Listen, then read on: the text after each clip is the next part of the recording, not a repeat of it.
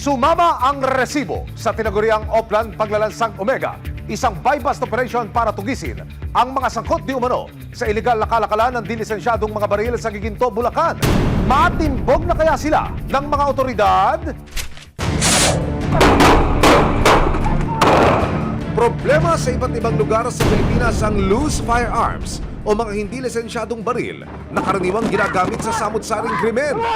Dahil dito, inilunsad ng Philippine National Police ang Oplan Paglalansang Omega para maaresto ang mga nasa likod ng pagbebenta at paggamit ng mga illegal na firearms. June 7, 2024, nagsagawa ng operasyon ng CIDG, Regional Field Unit ng Bangsamoro Autonomous Region. Ang kanilang target, isa sa pinakamadilik daw na gun runner sa Lanao del Sur. Maya-maya pa, naispata na ng mga operatiba ang ilang lookout ng grupo.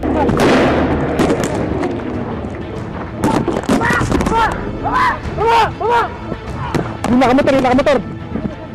Nang mamataan ang mga target, dalawang M14, isang M16 at mga magasin at bala ang nakuha sa mga suspect. Isipin na lang natin itong mga malalakas na baril na punta sa mga unauthorized individuals or sa mga criminals. So, pag nagamit nila to, it will really cause a lot of damage to the community. Kabilang ang PNP CIDG Bulacan Provincial Field Unit sa mga nagsasagawa rin ng Oplan Paglalansag Omega. Narito po tayo ngayon sa tanggapan ng Bulacan Field Unit ng CIDG.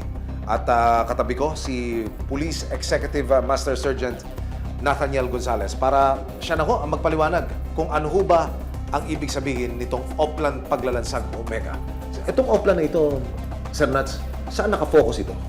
Ito pong Oplan Paglalansag Omega, sir. Ito po ay patungkol po sa mga illegal firearms, sir. Mga baril na walang kaukulang lisensya. Just in case po na nahuli na yung tao, i-verify po sa Firearms Division. Halimbawa po, wala po siyang kaukulang lisensya patungkol sa baril. Opo. Eh, masasampan po sila ng kaso ng violation of RA 10.91, sir. Isang gunsmith mula Las Piñas dumarayo pa ng Bulacan para magbenta ng baril. Itong suspect natin, siya siyang gunsmith na gumagawa siya ng mga baril. Yun ang source of income niya. Pero bago makipagkita sa buyer, aba, si seller. May isesend mo ng video para ibida ang baril na ibinebenta. Legit check naman pala ang peg.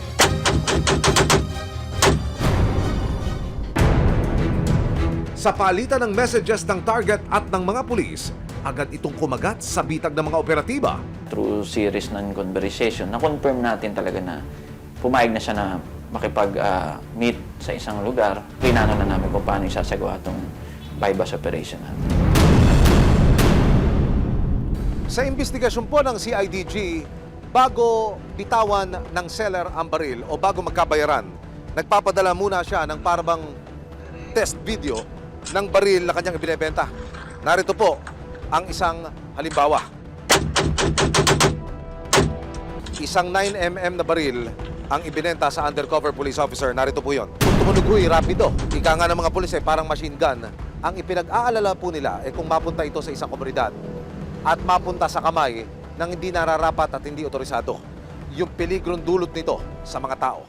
Para matigil na ang suspect sa pagbebenta ng illegal firearms May 28, kasama ang resibo, nagkasa ang CIDG Bulacan ng buy-bust operation para madakip ang lalaki nang magkasundo sa meeting place. It's go time! Makikita sa video ang paghihintay ng mga pulis sa isang gasoline station. Maya-maya pa, isang puting sasakyan ang dumating at lumabas ang isang pamilyar na muka. Confirmed, siya na nga ang suspect.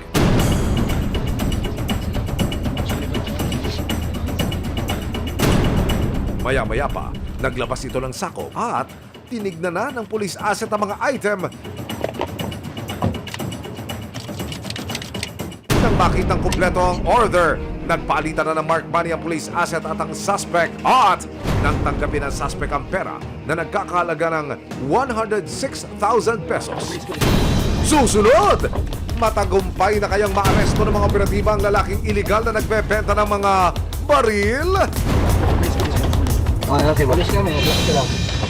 Si Betty, sangkot sa pangungulimbat ng halos 2 milyong piso sa loob ng 3 linggo?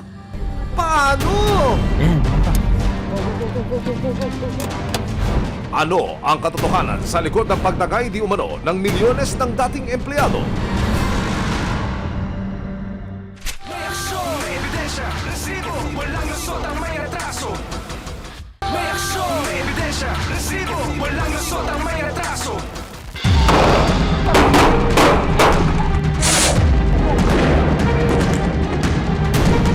Bilang bahagi ng Oplan Paglalansag Omega ng CIDG Bulacan, isang gunsmith at seller ng mga iligal na baril sa Las Piñas ang kanilang tinarget kasama ang resibo. Nang makita ng operatibang nagpanggap na buyer na kumpleto ang items, inabot na niya ang marked money na nagkakalagang 106,000 pesos. Pero kuya, sorry! Huli na po kayo! Okay, boss. Police kami, relax ka lang. Ay, sorry boss, sorry boss. Wala boss. Dito ka, baba ka dito. Go.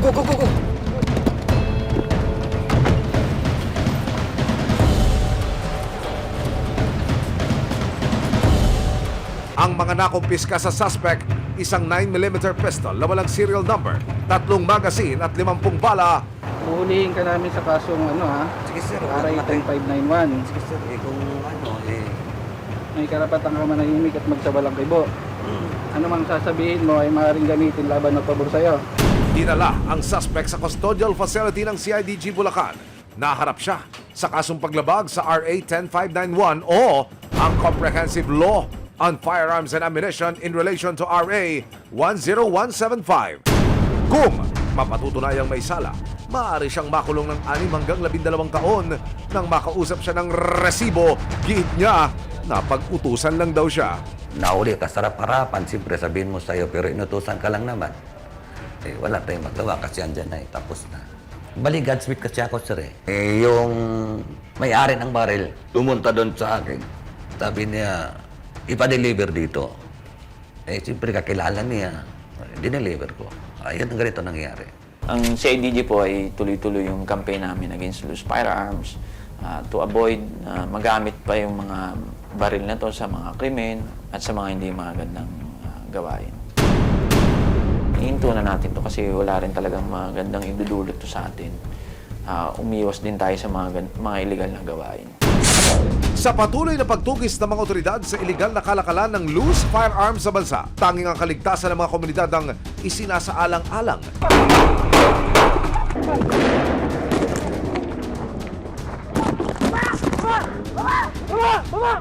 Kaya naman kahit gaano kaingat ang mga nasa likod ng ganitong mga negosyo, hindi titigil ang mga kawani ng batas na matuntun sila at makanapan ng resibo.